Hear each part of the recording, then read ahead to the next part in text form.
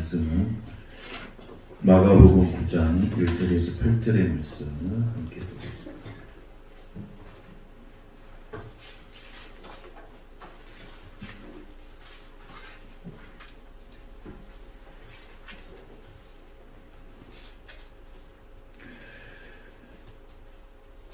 마가복음 9장 1절에서 8절 말씀 다 같이 한 목소리로 같이 보겠습니다. 또 그들에게 이르시되 내가 진실로 너희에게 이르노니 여기 서 있는 사람 중에 죽기 전에 하나님의 나라가 권능으로 임하는 것을 볼 자들도 있느니라 하시니라. 엿새 후에 예수께서 베드로와 야고보와 요한을 데리시고 따로 높은 산에 올라가셨더니 그들 앞에서 변형되사 그 옷이 광채가 나며 세상에서 빨리 하는 자가 그렇게 희게 할 수 없을 만큼 매우 희어졌더라. 이에 엘리야가 모세와 함께 그들에게 나타나 예수와 더불어 말하거늘 베드로가 예수께 고하되 라삐여 우리가 여기 있는 것이 좋사오니 우리가 초막셋을 짓되 하나는 주를 위하여 하나는 모세를 위하여 하나는 엘리야를 위하여 하시이다 하니 이는 그들이 몹시 무서워하므로 그가 무슨 말을 할지 알지 못함이더라. 마침 구름이 와서 그들을 덮으며 구름 속에서 소리가 나되 이는 내 사랑하는 아들이니 너희는 그의 말을 들으라 하는지라. 문득 둘러보니 아무도 보이지 아니하고 오직 예수와 자기들 뿐이었더라. 아멘.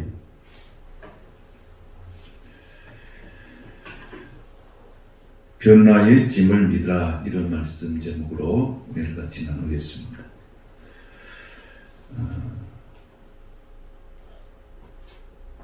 여러분들이 지난 시간 아니 어제 여러분의 그 삶 가운데서 웃는 일이 몇 번이나 있었습니까? 가만히 생각해 보시오. 내가 어제 몇 번 웃었을까? 여러분 웃을 때 나오는 호르몬이 뭡니까? 엔돌핀이죠. 그럼 여러분 제가 어제 말씀을 준비하고 말씀을 묵상한 가운데 내가 오늘 몇 번 웃었나? 그랬더니 한 번 웃었던가 두 번 웃었던가 이 정도예요. 그런데 여러분 아이들은 몇 번 웃습니까? 하루면 수백 번을 웃습니다. 그래서 아이들이 건강한 겁니다. 건강하죠. 많이 웃으면 건강하죠. 웃을 때 나오는 이 호르몬이 엔돌핀인데 이 엔돌핀보다도 4,000배가 넘는 감동의 호르몬이 있어요. 그게 뭐냐면 다이돌핀이라고 하는 거예요. 다이돌핀은 어떨 때 일어나냐면 내가 감동을 받을 때, 내가 신비한 체험을 할 때, 내가 감격하고 흥분될 때 막 주어가지고 이럴 때 나오는 것이 바로 다이돌핀이에요. 근데 이 다이돌핀은 엔돌핀의 4,000배가 된다는 거예요. 좋은 음악을 듣거나 깨달음이 왔을 때 나타나는 것이 이 다이돌핀이에요. 신비한 체험을 할 때 나타나는 그 호르몬이 다이돌핀이에요. 그래서 요즘과 같이 이제 산을 가면 단풍이 멋있죠. 단풍이 없다고 하는 말도 있었지만 하여튼 단풍 산을 보면 멋있지 않아요? 좀 반응 보여주세요. 이러면 다이돌핀 안 나옵니다. 그러면 산을 보고 난 다음에 아, 산 좋다. 꽃을 보고 난 다음에 아, 꽃 좋다. 요 정도 해서는 안 나오죠. 감성을 지르고 좋아서 감격하고 막 흥분하고 높은 산에 올라가서 막 소리를 지르면서 막 좋다고 뭐 하나님이 지으신 세상 감사하다 막 찬양하면서 나올 때 그때 나오는 게 뭐냐면 다이돌핀이에요. 그러니까 우리 몸에서 그런 반응을 보일 때 눈에 보이지 않게 나타나는 현상, 이게 다이돌핀이에요. 그런데 이 다이돌피는 우리 몸속에 들어가서 긍정적인 영향을 미치는데, 그 다이돌핀이 일어났을 때 어떤 현상이 일어나냐면 내 안에 있는 병도 고쳐지고 나쁜 바이러스들이 떠나가고 암도 치유되는 강력한 힘이 있다는 거예요. 그러니까 우리가 말씀이 조그마한 기쁨이 오고 한이가 오죠. 네. 말씀 조그만 이렇게 하면 다이돌핀 안 나옵니다. 엔돌핀도 안 나오게 생겼는데요. 말씀이 조그만할 때 기쁨이 있습니다. 그리고 여러분들이 그 말씀을 들을 때 어떤 깨달음이 딱 올 때가 있어요. 이럴 때가 있단 말이죠. 그때 나타나는 게 뭐냐면 다이돌핀. 은혜가 조금만 때 나타나는 현상. 그러니까 이게 감동과 은혜가 조금만 때 나타나는 그 호르몬이 바로 다이돌핀이에요. 그 여러분, 말씀을 들을 때 깨달음이 올 때 병도 치료되고, 말씀을 들을 때 은혜 받을 때 내 속에 있는 바이러스도 떠나가고, 내 속에 있는 이 암덩어리도 녹아서 없어지는 거예요. 아멘. 그게 우리가 예배를 드린다고 하는 것이 얼마나 소중하고 중요한지 몰라요. 왜? 그 예배 시간을 통해서 하나님이 어떤 은혜를 우리에게 주실지 모르니까. 알 수가 없잖아요. 오늘 여러분들이 4,000배의 다이돌핀이 여러분 속에서 일어나서 여러분의 몸에 있는 모든 질병들이 떠나가기를 축복합니다. 그래서 말씀 충만, 은혜 충만, 성령 충만, 그리고 신비한 체험을 할 때 이것이 나타나는 거예요. 오늘 예수님께서 제자들을 데리고 어디로 가냐면 산으로 올라갑니다. 제자들은 그 산에 올라가서 무엇을 하냐면 신비한 체험을 하는 거예요. 그러면 제자들에게 뭐가 나타났겠어요? 다이돌핀이 나왔겠죠. 그러니까 하늘의 영광을 본 사람은 이 땅에 어떤 시련이나 고난도 이겨낼 수가 있는 거예요. 하늘의 영광을 본 사람. 여러분, 계시록 4장에 보면 하나님께서 천국의 커튼을 쫙 이렇게 열어줘요. 계시록 4장에 보면. 그럼 뭘 보여준지 아십니까? 누구한테 보여줬어요? 당시 초대교회에서 엄청나게 핍박을 받고 고통 속에 있는 성도들에게 하늘의 문첫 커튼을 쫙 열어줘요. 그게 무슨 광경이냐면 하늘의 예배의 모습을 보여주는 거예요. 너희들이 이 예배의 모습을 보고 어떻게 하라는 거예요? 그걸 보고 어떻게 하라는 거예요? 세상에서 너희의 핍박을 이겨내라. 이겨내라는 거예요. 그래서 커튼을 쫙 보여주는 거예요. 천상의 예배를 보여주는 거예요. 우리가 다음에 우리가 천국에 가면 뭐 하는 거예요? 우리가 천국에 가서 우리가 하는 일이 뭐예요? 예배하는 일이에요. 우리가 이 땅에서 예배 드리는 일이 힘들다면 천국 가면 정말 힘들 겁니다. 왜? 천국은 뭐만 해요? 예배만 드리는 거예요. 그래서 우리가 예배하는 것은 이 천국에 가서 할 일을 이 땅에서 우리가 1000분의 1, 10,000분의 1도 하는 거예요. 그게 이 땅에서 예배가 즐거운 사람, 하늘의 천국을 바라보면서 천상의 예배가 즐겁게 보여주는 거예요. 그걸 보면서 그 천상의 예배를 보여주면서 핍박받은 초대교회 성도들에게 이겨내라, 이겨내라. 이 메시지를 하나님께서 부어주신 거예요. 그래서 예수님께서도 오늘 제자들에게 왜 이 영광을 보여주셨을까? 왜 영광을 보여주러 갔을까? 그것이 언제냐면 오늘 본문인 2절 말씀에 보면 어떻게 기록하고 있냐면, 자, 2절 말씀에 보면 엿새 후에 그렇게 되어 있죠. 엿새 후가 언제일까요? 여러분, 엿새 후가 언제일까요? 예수님께서 말씀하시는 그 엿새 후, 오늘 성경에 기록된 엿새 후가 어떻습니까? 엿새 후는 8장의 마지막 부분에서 예수님의 제자들에게 뭘 물어보셨어요? 너희는 나를 누구라고 하느냐? 요 신앙 고백이 있는 이후의 6제예요. 그때에 베드로가 대답을 했습니다. 뭐라고 대답을 했습니까? 주는 그리스도이십니다. 구세주이십니다. 이 놀라운 고백을 베드로가 한 거예요. 베드로는 이렇게 놀라운 고백도 하지만은 베드로는 또 문제도 많이 일으켜요. 하여튼. 근데 예수님은 제자들에게 자신이 구세주가 되기 위해서 십자가에서 죽어야 한다는 사실을 이 신앙 고백이 있은 후에 고백을 해줘요. 가르쳐줘요. 신비한 비밀을 말해줘요. 그래서 너희들은 나를 따라오려면은 자기를 부인하고 자기 십자가를 지고 나를 따라오라. 신앙 고백이 있은 후에 이런 말씀을 해주신 거예요. 그런데 예수님은 제자들에게 이런 하늘의 영광을 보여주기 위해서 산으로 올라갔어요. 하늘의 영광을 보여준다면 십자가로 가는 길을 이 제자들이 걸어갈 수 있을 것이라고 예수님께서 판단하신 거예요. 그래서 그 영광을 보여준 거예요. 그래서 이 제자들에게 이 하늘의 영광을 예수님께서 산에 올라가서 보여주신 것입니다. 그날에도 우리는 여전히 어려운 길을 걸어왔습니다. 그러나 저는 이것을 믿습니다. 저와 여러분이 하늘의 영광을 체험할 수만 있다면 어떤 어려움과 시련도 극복하고 승리할 줄로 믿습니다. 엿새 후에 예수께서 누구를 데리고 올라갔습니까? 베드로와 야고보와 요한을 데리고 왔어요. 매우 중요한 일을 할 때에 꼭 등장하는 제자가 베드로, 야고보, 요한이에요.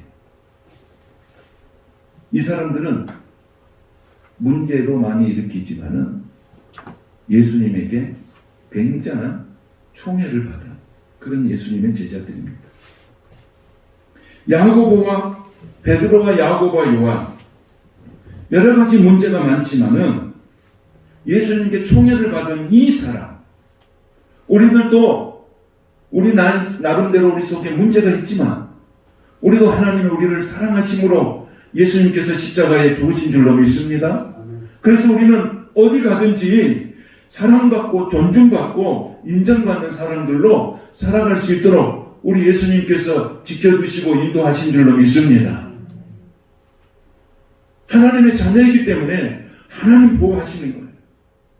근데 오늘 보면은 예수님께서 산으로 올라가시는데 그냥 산에 올라가셨다 그렇지 않고 어디 산에 올라가셨단 말이에요. 높은 산에 올라가셨다. 높은 산에 올라가셨다. 등산을 많이 하신 분들은 높은 산에 올라가면 느낌이 다를 거예요. 높은 산에 올라가면 세상이 어떻게 봅니까? 여러분 높은 산에 올라가면 세상이 어떻게 봅니까? 아주 작은 미미한 한 점으로 보여요. 우리가 비행기 타고 올라가서 이렇게 밑에 쳐다보면 밑에서 볼 때는 집이 웅장하고 빌딩도 크고 막 하지만은 비행기 위에서 내려보다 보면 그 세상은 얼마나 작고 점 하나에 불과했습니까? 예수님께서 이 제자들을 높은 산에 올라가게 데리고 올라간 이유는 뭐냐면 이 세상은 뭐에 불과하다? 점에 불과하다. 거기서 누가 높냐, 누가 크냐, 누가 작냐 아웅다웅 하지 말고 하나님께서 주신 그 가치에 따라서 너희가 세상을 살아가라고 하는 것이 위해서 높은 산에 올라가시죠. 높은 산에 올라가면 어디하고 가까운가? 하나님하고 가깝고 어디하고는 멀어지고 세상과는 멀어지고 하나님하고는 가까워지는 거예요. 그 높은 산에 올라가는 거예요. 그래서 제자들과 함께 예수님께서 그 산에 올라가셔서 정말 이 세상의 모든 것들은 다 미미한 존재들이다. 그러니까 너희가 이 세상에 살면서 누가 높냐 갖고 싸우지도 말고 없는 것 갖고 기죽지도 말고 있다고 우쭐대도 말고 하나님의 가치를 갖고 살아가고 예수님께서 높은 산에 올라가서 말씀하십니다.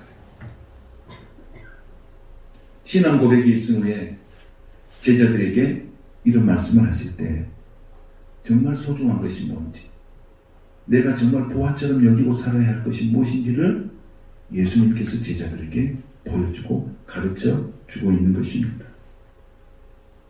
기도하는 사람, 정말 성령 받은 사람이 귀하게 보이는 거예요. 정말 귀하게 보이는 거예요. 저도 마찬가지.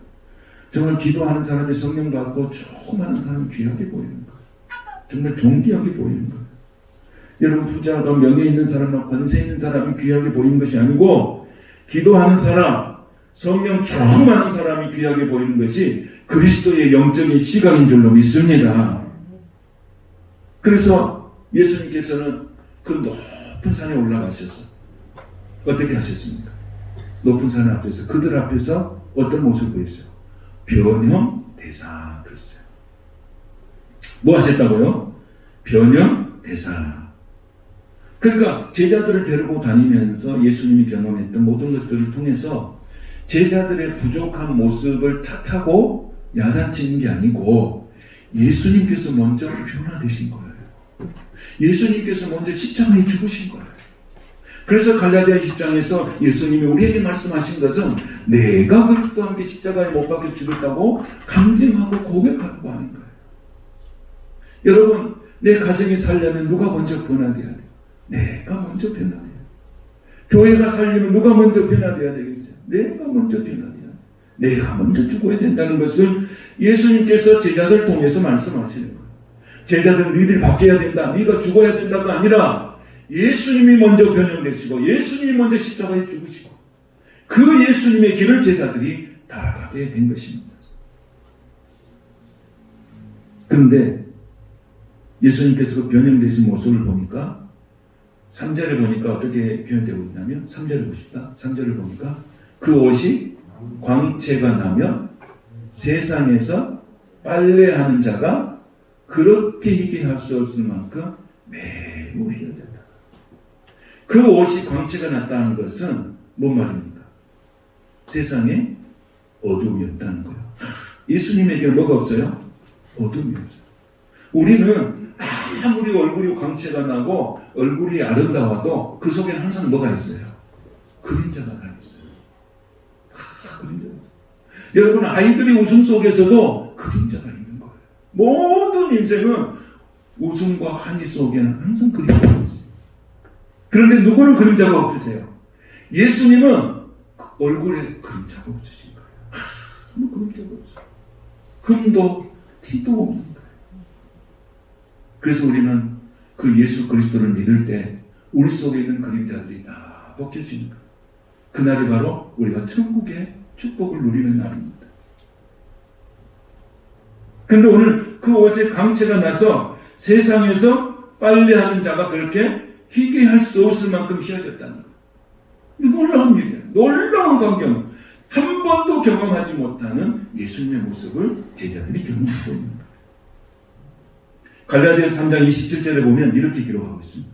누구든지 그리스도와 합하기 위하여 세례를 받은 자는 그리스도로 옷 입었느니라 그랬어요. 그러니까 그리스도와 합하기 위하여 세례를 받은 자는 그리스도로 옷 입었다고 했어요. 그럼 세례가 뭡니까? 자기 부인이에요. 예수님이 뭐라고 했어요? 나를 따라오거든 자기를 부인하고 자기 십자가를 지고 나를 따라오고 있어요. 자기 부인하고 자기 십자가를 지는 것이 세례받은 사람이고 그 세례받은 사람이 무엇으로 옷 입은 거예요? 그리스도로 옷 입은 거예요. 그래서 예수님이 오늘 변화되는 모습이 뭐가 변화됐어요? 뭐가 변화됐어요? 옷이 변화됐어요. 로마서 13장 14절에 보면 또 이렇게 기록하고 있습니다. 오직 주 예수 그리스도로 옷 입고 그랬어요. 우리는 무슨 옷을 입고 다녀야 돼요? 예수 그리스도의 옷을 입어야 할 줄로 믿습니다. 오직 주 예수 그리스도로 옷 입고 정욕을 위하여 육신의 일을 도모하지 말라 그랬어요. 우리의 옷은 그리스도예요. 내 옷의 브랜드는 예수 그리스도이신 줄로 믿습니다. 그리스도인들의 브랜드는 예수 그리스도예요. 옷은 내면의 성숙함을 말해주는 거예요. 내가 영적으로 성숙했을 때 보여주는 것이 옷이에요. 그래서 그리스도의 목적은 거룩함입니다. 성결함입니다. 그리고 의로움입니다. 제자들에게 이 말씀을 하시면서 그 옷이 광채가 나는 모습을 보여주면서 오늘 예수님은 저와 여러분에게 또 제자들에게 그리스도로 옷 입으라고 말씀하는 것입니다. 이렇게 그리스도로 옷 입고 사는 사람은 세례 정신으로 사는 사람이에요. 세례 정신은 나는 죽고 예수로 사는 사람이 세례 정신의 삶을 사는 사람이에요. 세상에서 빨래하는 자가 그렇게 희게 할 수 없을 만큼 매우 휘어졌다. 옷이 휘어졌다. 이것은 인간의 노력으로 될 수 있는 게 아니라는 거예요.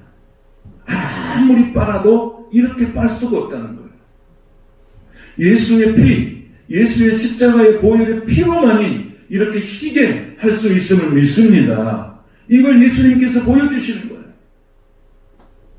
모든 성도들이 어떠한 삶을 살아가야 할지를 예수님 먼저 자신을 변형시키고 그 모습을 통해서 우리에게 나타내 보여주신 거예요. 그러면서 4절에 보면 뭐라고 말씀하시냐면 이렇게 말씀하죠. 이에 엘리야가 모세와 함께 그들에게 나타나 예수와 더불어 말하거늘 그랬습니다. 누가 나타났습니까? 엘리야가 나타났고 모세가 나타났습니다. 선지자의 대표가 누구냐면 엘리야예요. 율법의 대표는 모세예요. 그러니까 선지자의 대표로서 엘리야가 등장했고 율법의 대표로서 모세가 등장하게 됩니다. 그 사람들이 영광 중에 나타나셨어요. 모세는 시내산에서 천사를 통하여서 하나님과 대화를 하면서 율법을 받은 선지자예요. 엘리야는 하나님의 말씀을 받아서 영적으로 어지러운 북이스라엘을 이끌던 선지자예요. 이 두 선지자는 구약의 대표적인 선지자인 동시에 이 두 선지자는 메시아의 강림의 예언자 역할을 한 사람이에요. 그러니까 이 모습을 보고 있는 베드로가 너무너무 좋은 거예요. 그러니까 베드로가 또 가만히 있을 수가 없어요. 항상 튀어나오잖아요. 베드로가 뭐라고 했냐. 그 은혜를 받고 난 다음에 은혜에 머물고 싶어요. 계속 은혜에 머물고 싶어요. 어둠이 없는 세상, 그늘이 없는 세상, 염려가 없는 세상, 걱정이 없는 세상, 나 이곳에 살고 싶어요. 그래서 예수님께 말을 툭 던집니다. 뭐라고 던집니까? 5절 말씀에 이렇게 던집니다. 베드로가 예수께 고하되 라비야 우리가 여기 있는 것이 좋사오니. 어디에 있는 것이 좋사오니요? 여기에 있는 것이 좋사오니. 사람의 본능은요, 좋으면 항상 현실에 안주하려고 하는 본능이 있습니다. 근데 예수님께서는 이 현실에 안주하는 본능을 과감히 멀리 하시죠. 신앙이라고 하는 것은 변화를 위해서 가는 것이고 신앙이라고 하는 것은 도전하면서 가는 것이죠. 그런데 라비야 우리가 여기 있는 것이 좋사오니. 우리가 초막셋을 짓고 하나는 누구를 위하여? 하나는 주를 위하여. 하나는 누구를 위하여? 모세를 위하여. 하나는 엘리야를 위하여. 이렇게 짓고 여기서 우리가 이렇게 그림도 없고 걱정도 없고 염려도 없는 이곳에 가서 삽시다.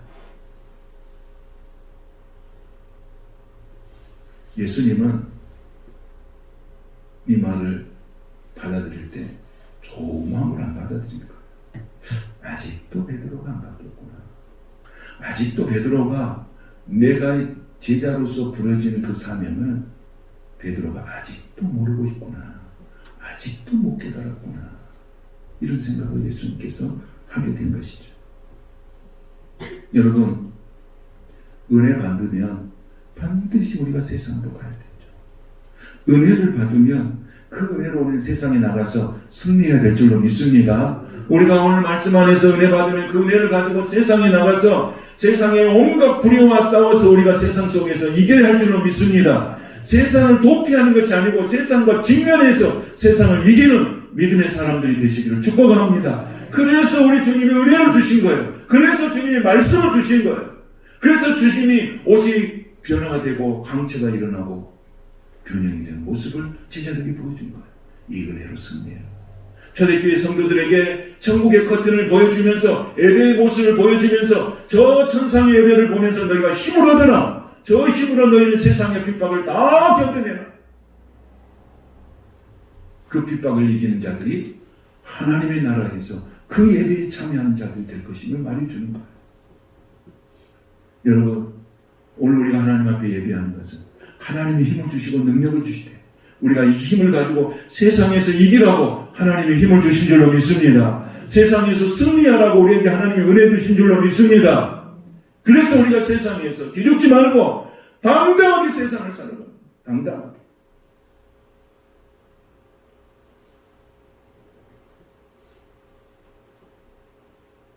그래서 예언서에는 많은 예언들이 있습니다. 그 예언들이 유일한 초점은 다 포커스가 예수님이세요. 오늘 모세도 예수님을 가리키는 것이고 엘리야도 예수님을 가리키는 것이에요. 초점이 누구냐가 중요해요. 초점이 예수님이에요. 은혜를 받으면은 그 은혜를 주신 분을 증거하기 위해서 우리는 산에서 내려와야 돼요. 우리는 영적인 황홀감을 경험하면 여기 있는 것이 좋사오니 그럴 때가 있다는 거예요. 세상의 무거운 생각들, 걱정, 염려가 없는 이곳에서 계속 머물고 싶어하는 거예요. 기도원에 가서 은혜 받으면 계속 기도원에서 살고 싶은 거죠. 그러잖아요. 부흥회 할 때 부흥회를 교회에서 하면 부흥회하면 은혜가 조금만 이 부흥회가 끝나지 않았으면 좋겠다. 그러나 은혜를 주시면 그 은혜가 거기서 머물지 말고 세상 속에 나가서 그 은혜를 주신 분을 증거해야 될 줄로 믿습니다. 이게 그리스도의 삶이에요. 여러분, 이단에 빠진 사람들 보면 이런 중독성이 있습니다. 교회에서 가르치지 않는 것에 대한 매력을 갖는 것이 이단이에요. 이단은 그걸 가르치잖아요. 교회에서 가르치지 않는 이상한 것을 가르치는 것이 이단이에요. 그러니까 교회에서는 평생에 가르치고 한 번도 들어보지 못한 걸 이단이 가면 가르치는 거예요. 아, 그래. 여기는 좀 신기한 겁니다. 여러분, 교회에서 가르치지 않는 것은 그건 의미가 없기 때문에 가르치지 않는 거예요. 그런데 교회에서 가르치지 않는 것은 이단이 가르치니까 여기는 뭔가 신기한 것이 있나 보다. 그 중독성이에요. 사람을 우민화시키는 거예요. 그래서 뭐라고 해요? 이단들은 참 인생이 공허하시죠. 교회를 다녀도 좀 공허하시죠. 자기도 공허해, 자기도. 그러면서 뭐라고 해요? 우리한테 오면 그 공허함을 채워줄 수 있습니다. 그 사람들 뭐예요? 그래, 교회가 공허하구나. 말씀을 들어도 공허하구나. 그리고 거기 가면 이 공허함을 채워줄 수 있을까? 자기도 공허하고 그 공허함은 거기 가서 채워주는 것이 아니고 말씀으로 채워주시는 것입니다. 은혜로 채워주시는 것입니다. 성령 충만할 때 채워주시는 것입니다. 하나님은 우리에게 공허함을 주셨어요. 누구나 공허해요. 이 세상에 공허하지 않은 사람은 한 사람도 없어요. 다 공허합니다. 대통령도 공허하고 자기 있는 자기 어촌에 사는 그 어부도 공허. 다 인생은 공허합니다. 하나님 그렇게 만들었어요. 그 공허함을 채울 수 있는 게 뭐냐? 그 말씀이에요. 세상 사람들은 그 공허함을 채우려고 운동도 했다가 뭐 쇼핑도 했다가 무엇도 했다가 여러 가지를 통해서 그 공허함을 채우잖아요. 그래서 새 집도 사보고 새 차도 사보고 뭐 헤어스타일도 바꿔보고 새 옷도 입어보고 이게 다 뭐예요? 그 공허함을 채워보려고 그래요. 그 채워지니까 그때 기분 좋고 맙니다. 그것을 채울 수 있는 것이 오직 말씀만이 채울 수 있습니다. 은혜로만 채울 수 있습니다. 그런데 이단들은 그게 오면 채워진다고 해요. 그래서 그 마음은 패가망신을 당하고 중독을 시켜버리고 사람을 망가뜨리는 거예요. 여러분, 오늘 우리가 여기가 있는 것이 좋사오니 예수님 이게 아니에요. 은혜를 받으면 그 은혜를 주신 분을 증거하기 위해서 산에서 내려와야 된다는 거예요. 그래서 오늘 신앙생활은 이 세상의 험난한 세상 가운데서 승리하기 위해서 하나님이 그 옷에 광채가 나고 변형이 된 모습을 보여주는 거죠. 오늘 여러분 이 말씀을 받고 세상에 나가서 강하고 담대한 믿음으로 이겨내시기를 축복합니다. 오늘 예수님 말씀하신 것, 은혜 받은 자야, 힘들고 지친 삶의 현장으로 가라. 나 학교 가기 싫어, 나 직장 가기 싫어, 나 뭐 하기 싫어가 아니라 그리 담대하게 가라. 내가 너와 함께 합니다. 거기 가면 까다로운 사람도 있을 것이고, 거기 가면 핍박하는 사람도 있을 것이고, 거기 가면 모함하는 사람도 있을 것이고, 거기 가면 시기 질투하는 사람도 있다. 그러나 그곳으로 가라. 내가 너와 함께 하므로 세상으로 담대히 나가라. 너는 반드시 내가 너와 함께 함으로 승리할 것이다. 오늘 예수님이 그 변화산의 사건을 통해서 제자들에게 그걸 보여주는 거예요. 여러분, 오늘 지적으로 고단한 삶의 현장으로 말씀 충만, 은혜 충만, 성령 충만해서 나가게 되시기를 축복합니다. 예수님은 그 무거운 짐을 도피하라고 말씀하시잖아요. 그 무거운 짐을 감당하라고 말씀합니다. 네가 감당하려고 할 때 내가 감당할 힘을 주시겠다는 거예요. 감당할 힘을 주시겠다. 여러분, 예수님이 함께 하심을 믿습니까?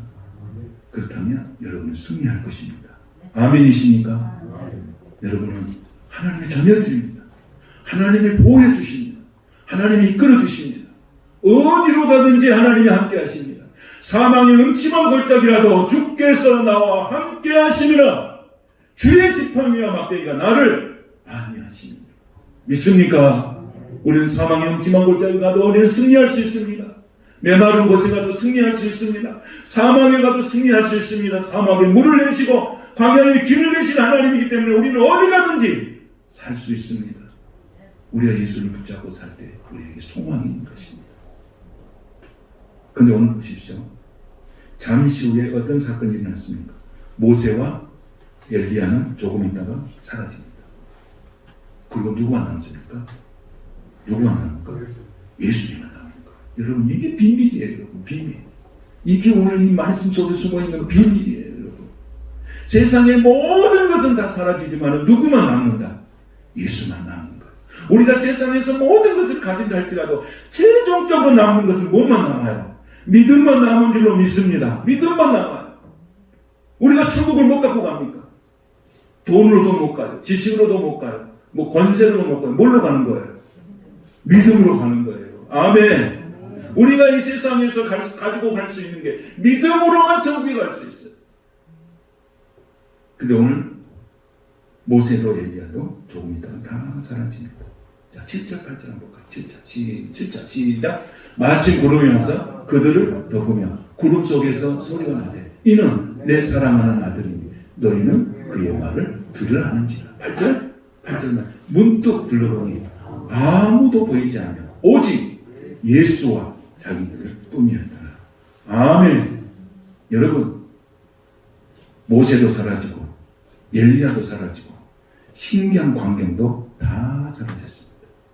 그리고 누가 남았습니까? 예수님만 남았어요. 예수님만. 여러분, 세상의 모든 것을 잃을지라도 여러분 예수님만 남게 되면 우리는 승리하는 사람, 성공하는 사람이 된 줄로 믿습니다. 그때 구름 속에서 소리가 들려왔어요. 너희는 그의 말을 들어라.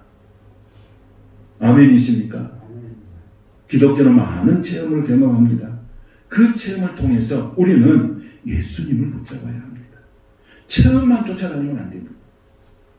체험은 예수님을 붙잡게 하는 수단에 불과하는 거예요. 그래서 뭐 능력 있는 뭐 병을 고친다고 하면 사람은 거기만 몰려다니는 거예요. 여기다 어디 기도원이다 뭐 옛날에 여기 봐봐요. 장성구리 기도원 막 몰려다니죠. 지금 어떻게 됐어요? 지금 전번에 내가 그 지나가면서 봤더니 폐허예요. 폐허. 우리는 사람을 쫓아다니면 안 됩니다. 오직 예수를 붙들어야 될 줄로 믿습니다. 예수를 붙잡아야 돼요. 체험을 붙잡으면 안 돼요. 사람을 붙잡으면 안 돼요. 중요한 것은 예수님이세요. 모세도 사라지고 엘리야도 사라졌어요. 모세가 전부인갑다. 엘리야가 전부인갑다. 능력의 종들. 그럼 사라집니다. 그럼 영원, 어제도 오늘도 영원토록 남아 계시는 분은 오직 예수님밖에 남아있는 줄로 믿습니다. 그래서 우리는 그 예수님을 붙잡아야 되는 거예요. 영원하신 예수님. 모세도 엘리야도 아닌 오직 예수님만 붙잡고 살아야 돼요. 이렇게 우리가 승리하는 거예요. 여러분 막 주의 종들이 막 능력 있는 종이다, 막 병을 고치다, 곧 쫓아가요. 그 사람은 언젠가는 사라지는 거예요. 그걸 쫓아가는 게 아니라 그분을 통하여서 역사하시는 하나님을 만나고 그분을 통해서 일하신 예수님을 붙잡아야 될 줄로 믿습니다. 영원한 것을 붙잡아야죠. 그 예수님 가르쳐 주는 거예요. 세상에 헛것을 보지 마라. 헛된 것에 마음 쓰지 마라. 오직 예수 그리스도만 붙잡으라고 오늘 예수님 말씀하고 계시는 거예요. 예수님의 선한 목자이십니다. 예수님이 길이십니다. 예수님이 진리이십니다. 예수님이 생명이십니다. 그래서 우리는 사람 붙잡으면 안 됩니다. 아무리 능력이 있어도 사람 붙잡으면 안 됩니다. 모세도 붙잡으면 안 되고 엘리야도 붙잡으면 안 됩니다. 누구만 붙잡고 사셔야 됩니까? 예수님만 붙잡아야 합니다. 능력의 예수, 치유의 예수, 구원의 예수, 그 예수만 붙잡고 살아야 됩니다. 이게 복음이에요. 그래서 여러분, 내가 영적 체험을 한다. 그 체험의 핵심이 누굽니까? 예수님이어야 됩니다. 나는 누가 기도했는데 내가 병이 치료됐다. 누가 등장하면 안 됩니다. 그분을 통해서 일하시는 예수님을 경험해야 될 줄로 믿습니다. 그분을 통해서 일하시는 하나님을 경험해야 될 줄로 믿습니다. 그분을 통해서 일하시는 성령의 은혜를 경험해야 될 줄로 믿습니다. 아무것도 보이지 않고 세상과 나는 간것도 없고 구속한 주만 보이게 되는 줄로 믿습니다. 저는 여러분이 많은 체험을 하길 바랍니다. 기도의 체험도 하고 찬양하다도 영적인 체험을 하고 말씀을 듣다가도 영적인 체험을 하고 많은 체험을 하길 바랍니다. 그러나 그 체험에 빠지지 않게 되기를 바랍니다. 그 체험에 빠지면 신비주의가 됩니다. 그것만 쫓아다닙니다. 그러나 예수님은 오늘 그것만 쫓아다니라고 말씀하시지 않았어요. 모세도 사라지고 엘리야도 사라지고 남아있는 분은 오직 예수님이세요. 여러분의 인생에 오직 예수님만 남아있기를 축복합니다. 할렐루야. 예수가 소망이십니까? 예수가 여러분의 구주이십니까? 예수가 여러분의 힘이 되십니까? 여러분 그 예수님을 가지고 가정으로 가십시오. 그 예수님을 가지고 직장으로 가십시오. 그 예수님을 가지고 사업장으로 가십시오. 흔들리는 사업장을 하나님께서 번성케 하실 거예요. 불안한 사업장, 불안한 직장을 안정되게 하실 거예요. 우리 자녀들이 그 예수님을 가지고 가세요. 여러분의 인생의 미래가 열리게 될 것입니다. 전능하신 주님의 영광에 함께 하심을 믿는다면 여러분은 이 땅의 어떤 어려움도 잘 견디게 될 것입니다. 예수님께 초점을 맞추고 사십시오. 예수님 그리스도, 예수님 그리스도, 여기에 초점을 맞춘 우리의 인생이 되십시다. 그래서 우리는 은혜 받은 사람들은 반드시 내려가야 합니다. 어디로 내려가요? 세상 속으로, 가정으로, 직장으로, 사업장으로 가서 내가 받은 은혜를 증거할 수 있어야 합니다. 사랑하는 성도 여러분, 예수님은 이런 형태로 우리에게 변형된 모습을 보여주셨습니다. 이것만 쳐다보라고 하는 것이 아닙니다. 그것은 어떻게 했죠? 사라져버렸습니다. 그 변형된 예수님의 모습은 다 사라져버렸습니다. 그리고 원래 있던 그 예수님의 모습만이 보여진 거예요. 은혜만 체험했습니다. 변형된 그 신비한 것만 체험했습니다. 이제 그렇다면 너희가 여기에 머물 것이 아니라 세상으로 내려가자. 거기 가면 너희들이 해야 될 일이 있겠다. 그래서 예수님의 제자들이 내려가서 이제는 순교의 길을 걸어가게 되는 것입니다. 은혜 받은 자여, 세상 속의 그리스도인 되라. 한번 따라하겠습니다. 은혜 받은 자여, 세상 속에 그리스도인 되라. 아멘. 은혜 받은 자는 어디서 그리스도인 된다고요?